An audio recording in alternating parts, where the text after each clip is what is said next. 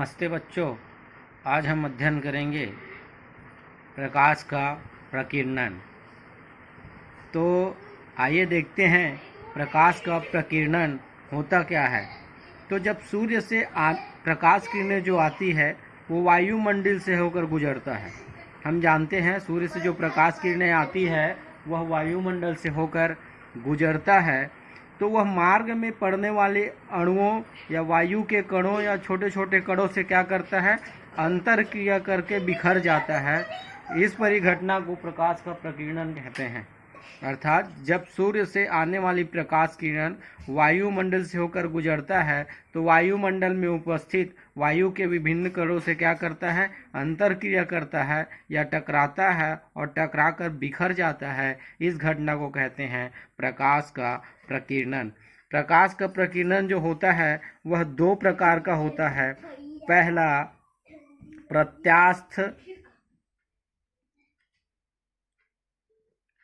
प्रत्यास्थ प्रकीर्णन, दूसरा होता है अप्रत्यास्थ प्रकीर्णन।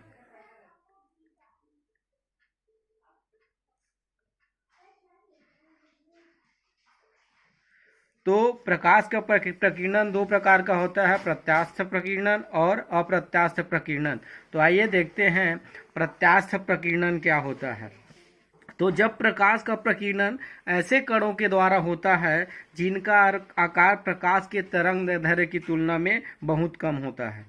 अर्थात जब जो प्रकाश है वायु के कणों से वायुमंडल में टकराती है तो वह टकराव अगर ऐसे कणों से हो जिनका आकार प्रकाश के तरंगदैर्ध्य की तुलना में क्या हो, कम हो, तो इस प्रकार की प्रकीर्णन को कहा जाता है प्रत्यास्थ प्रकीर्णन। और रेले ने प्रकाश के प्रकीर्णन का विस्तृत रूप अध्ययन किया था और एक नियम का प्रतिपादन किया था। और उन्होंने कहा कि प्रकीर्णित प्रकाश में किसी विशेष तरंगदैर्ध्य के प्रकाश की तीव्रता प्रकीर्णित प्रकाश में किसी विशेष तरंगदैर्ध्य के प्रकाश की तीव्रता उसके तरंगदैर्ध्य के चतुर्थ घात के व्युत्क्रमानुपाती होती है।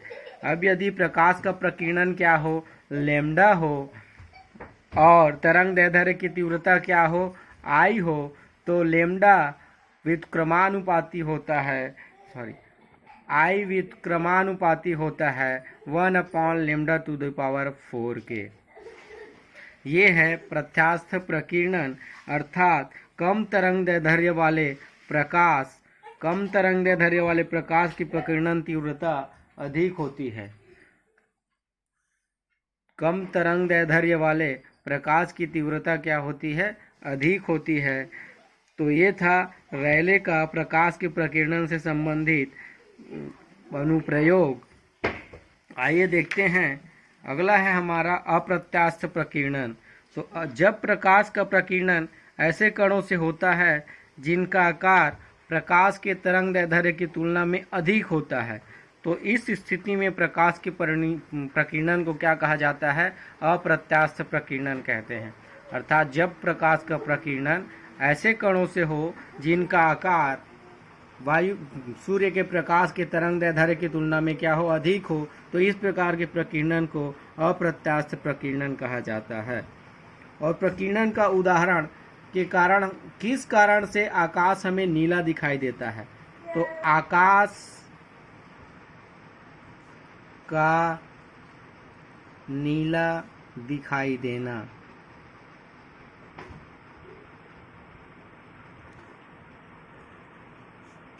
वायुमंडल की अनुपस्थिति में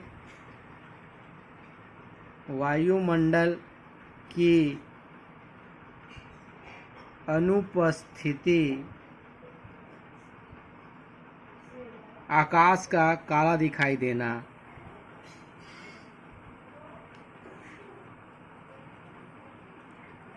काला दिखाई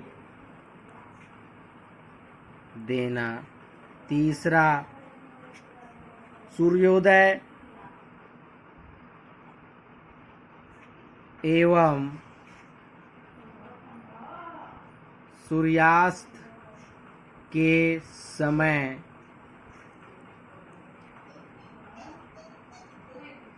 सूर्य का लाल दिखाई देना। ये है प्रकाश के प्रकीर्णन के कुछ उदाहरण हैं। तो आकाश, कभी कभी प्रश्न पूछा जाता है, आकाश का रंग पृथ्वी से देखने पर नीला क्यों दिखाई देता है? तो ये क्यों दिखाई देता है? प्रकाश के प्रकीर्णन के कारण। अर्थात जब सूर्य का प्रकाश क्या होता है, वायुमंडल से गुजरता है। ये सूर्य हो गया, ये सूर्य हो गया और ये हो गया पृथ्वी, और ये बीच में क्या होता है, वायुमंडल होता है। तो जब सूर्य का प्रकाश वायुमंडल से होकर गुजरता है तो विभिन्न गैसों के अणुओं और छोटे छोटे कणों को विभिन्न दिशाओं में क्या होता है, प्रकीर्णित कर देता है। और रेले की तीव्रता के अनुसार आई व्युत्क्रमानुपाती 1/λ⁴ से क्या होता है, कम तरंगदैर्ध्य वाले प्रकाश का प्रकीर्णन अधिक तरंगदैर्ध्य वाले प्रकाश की तुलना में अत्यधिक होता है। अर्थात कम तरंगदैर्ध्य किसका होता है, बैगनी रंग का तरंगदैर्ध्य क्या होता है, कम होता है, और लाल रंग का तरंगदैर्ध्य क्या होता है, अधिक होता है। लैम्डा का मान कम होता है बैगनी रंग के लिए, लैम्डा का मान अधिक होता है लाल रंग के लिए। तो कम तरंगदैर्ध्य वाले प्रकाश अर्थात बैगनी रंग का प्रकीर्णन अधिक तरंगदैर्ध्य वाले प्रकाश अर्थात लाल रंग के प्रकीर्णन की तुलना में अत्यधिक होता है, और दृश्य प्रकाश में नीले रंग का अनुपात अधिक होता है तथा आँख बैगनी रंग की तुलना में नीले रंग के लिए अधिक संवेदनशील होता है। इसलिए कम तरंगदैर्ध्य होने के कारण नीले रंग का प्रकीर्णन अधिक होता है और फलस्वरूप आकाश हमें नीला दिखाई देता है। आकाश नीला क्यों दिखाई देता है? जब सूर्य का प्रकाश वायुमंडल के विभिन्न कणों से टकराता है तो वह क्या होता है प्रकीर्णित हो जाता है, और कम तरंगदैर्ध्य वाले प्रकाश बैगनी अथवा नीला का प्रकीर्णन अधिक तरंगदैर्ध्य वाले प्रकाश लाल की तुलना में क्या होता है, अधिक प्रकीर्णित होता है, और हमारी आँख बैगनी रंग की तुलना में नीले रंग के लिए अधिक संवेदनशील होता है।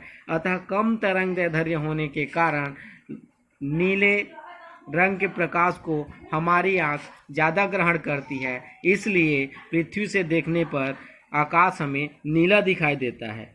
लेकिन अगर वायुमंडल की अनुपस्थिति में आकाश काला दिखाई दे, अगर हम वायुमंडल में जाए या अंतरिक्ष में कोई हवाई जहाज उड़ता है या चंद्रमा से वायुमंडल को देखें, चंद्रमा से देखें तो वायुमंडल की अनुपस्थिति में आकाश क्या होता है, काला दिखाई देता है।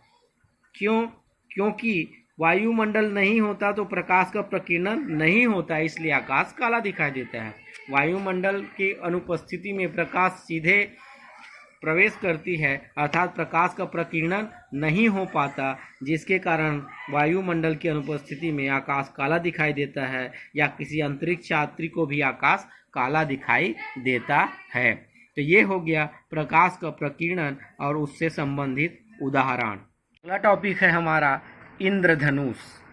तो हम जानते हैं वर्षा के समय या वर्षा के बाद यदि प्रेक्षक के पीठ के पीछे की ओर हो, यदि वर्षा हो या वर्षा के बाद यदि प्रेक्षक के पीठ के पीछे सूर्य हो, सूर्य क्या हो, हमारे पीठ के पीछे हो, तो कभी सूर्य के विपरीत दिशा में चाप की भांति सौर स्पेक्ट्रम दिखाई देता है, इसे इंद्रधनुष कहते हैं। क्या? वर्षा के समय या वर्षा के बाद यदि हमारे पीठ के पीछे सूर्य हो तो सूर्य के विपरीत दिशा में, अर्थात सूर्य हमारे पीठ की ओर है तो हमारे सामने एक चाप की भांति सौर स्पेक्ट्रम दिखाई देता है, इसे कहा जाता है इंद्रधनुष। अर्थात ये अगर प्रेक्षक है, ये प्रेक्षक है अगर, तो इसके पीठ के पीछे क्या है, सूर्य है। तो इसके सूर्य के विपरीत दिशा में एक चाप की भांति विसात रंगों का क्या दिखाई देता है, एक चाप की आकृति का स्पेक्ट्रम दिखाई देता है, इसे कहते हैं इंद्रधनुष। तो इंद्रधनुष जो होता है दो प्रकार का होता है। पहला प्राथमिक इंद्रधनुष,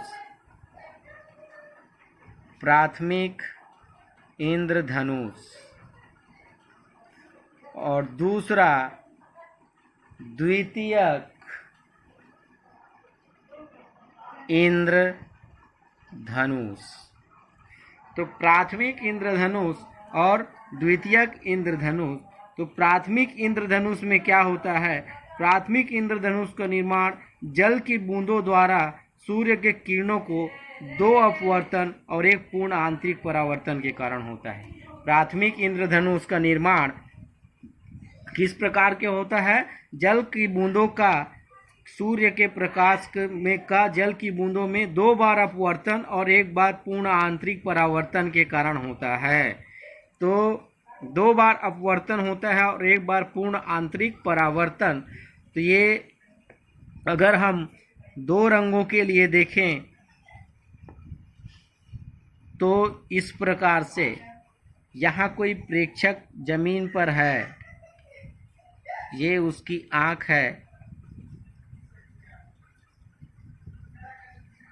तो प्रेक्षक अगर देखे तो जब सूर्य की किरणें जल की बूंदों पर क्या होती है? पड़ती है, तो उसका क्या हो जाता है? अपवर्तित हो जाती है, और अपवर्तन के पश्चात पूर्ण आंतरिक परावर्तित हो जाती है, अर्थात और फिर से उसका क्या हो जाता है? अपवर्तन हो जाता है। ये गई प्रकाश किरण, अपवर्तित हो गई, जल की बूंदों से क्या हो गई? उसका परावर्तन हो गया जल के अंदर ही, और जब जल से बाहर निकली तो फिर से क्या हो गई? अपवर्तित हो गई। तो प्रकाश किरण क्या हो गई? सूर्य की किरण क्या होगी? जल के अंदर एक बूंद के अंदर गई तो एक बार अपवर्तित हो गई, एक बार पूर्ण परावर्तित हो गई और एक बार फिर से अपवर्तित हो गई। इस प्रकार दो बार अपवर्तन हुआ और एक बार पूर्ण आंतरिक परावर्तन हुआ, जल के बूंदों के अंदर परावर्तन हुआ। इसी प्रकार एक प्रकाश की किरण ये गई, अपवर्तित हो गई और फिर से उस माध्यम में क्या हो गई? परावर्तित हो गई, अर्थात और उसके पश्चात फिर से अपवर्तित हो गई। तो यहाँ दो बार अपवर्तन हुआ, एक बार पूर्ण आंतरिक परावर्तन हुआ। तो इस प्रकार से बनता है प्राथमिक इंद्रधनुष। और प्राथमिक इंद्रधनुष के कोणीय चौड़ाई होती है क्रमशः 42 अंश और 40 अंश का होता है। 42 अंश और 40 अंश। तो लाल रंग के लिए कितना होता है? 42 अंश होता है। लाल रंग के लिए कोणीय चौड़ाई कितनी होती है? 42 अंश। बैगनी रंग के लिए 40 अंश। तो अगर इंद्रधनुष बनता है, प्राथमिक इंद्रधनुष, तो हमारी आँखें उसको लाल रंग की किरणों को 42 अंश पर दिखाई देती है और बैगनी रंग की किरणों को 40 अंश पर देखती है। इस प्रकार कोणीय चौड़ाई होती है प्राथमिक इंद्रधनुष की, कोणीय चौड़ाई जो होती है 2 अंश की होती है। कोणीय चौड़ाई 2 अंश की होती है। अगर हम द्वितीयक इंद्रधनुष देखें तो द्वितीयक इंद्रधनुष में क्या होता है?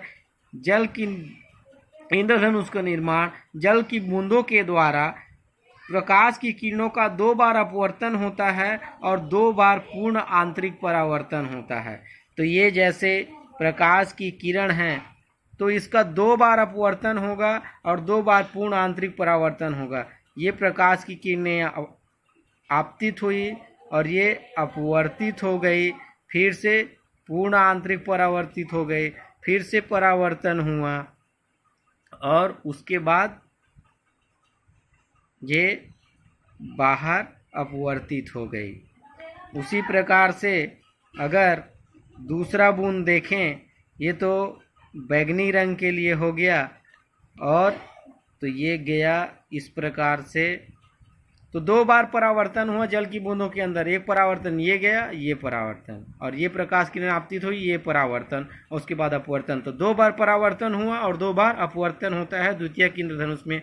उसी प्रकार से ये गई, अपवर्तित हो गए, पूर्ण आंतरिक परावर्तित हो गए, फिर से परावर्तित हो गए, उसके पश्चात ये अपवर्तित हो गई। तो बैंगनी रंग हमें 53 अंश के कोण पर दिखाई देता है और लाल रंग हमें 50 अंश के कोण पर दिखाई देता है। इस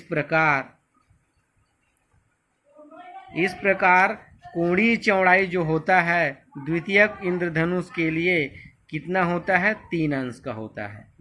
कोणीय चौड़ाई द्वितीयक इंद्रधनुष के लिए क्या होता है? 3 अंश का होता है। तो प्राथमिक इंद्रधनुष क्या होता है? जब प्रकाश की किरणों का जल की बूंदों में 2 बार अपवर्तन और 1 बार पूर्ण आंतरिक परावर्तन होता है, तब प्राथमिक इंद्रधनुष बनता है। प्राथमिक और इंद्रधनुष। और जब प्रकाश की किरणों का 2 बार अपवर्तन और 2 बार पूर्ण आंतरिक परावर्तन होता है, तब बनता है द्वितीयक इंद्रधनुष। तो आज के लिए इतना ही। धन्यवाद।